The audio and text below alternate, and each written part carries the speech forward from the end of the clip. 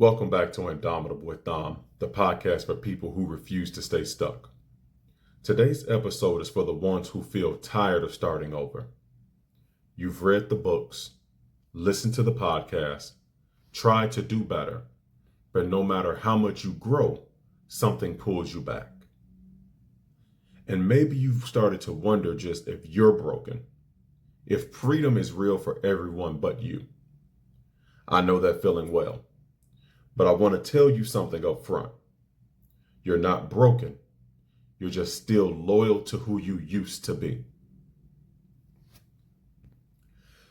You don't sabotage yourself because you're weak. You sabotage yourself because you're still wired to survive. Still responding like the person who had to protect, perform, prove, or disappear just to make it through. But you can't live free with a mind that only knows survival. There was a time I had momentum in every area of my life. Money was coming in, my routine was clicking, I was being consistent, but deep down, something felt off. Almost like I couldn't trust the calm. And then, just like clockwork, I disappeared. Started missing things, stopped showing up for myself, ghosted people who were rooting for me, and let things slip through my fingers on purpose. I didn't understand at the time, but now I do. I wasn't scared of failure. I was scared of freedom. Because freedom meant I couldn't hide anymore. It meant I had to live like I deserved good things. And I didn't believe that yet. So I sabotaged the blessings, not because I didn't want it, but because I didn't believe I belonged in it.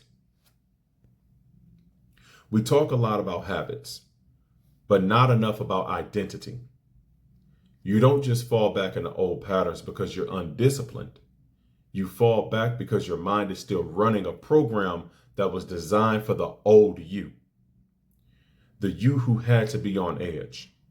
The you who didn't trust stability. The you who expected disappointment so it didn't hurt as much when it came.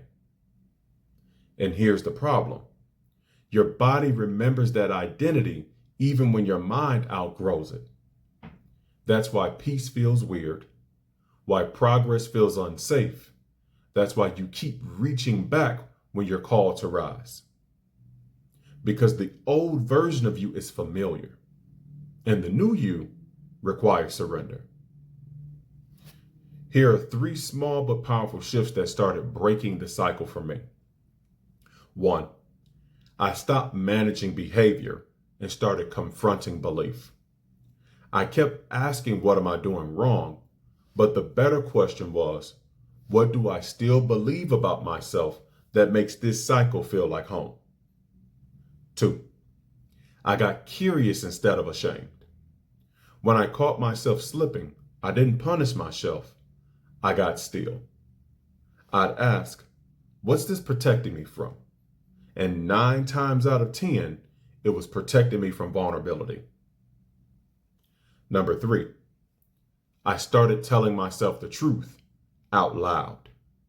Not just affirmations, real God-backed truth. I am not who I was. I'm worthy of peace. I don't have to prove my worth. I just have to walk in it.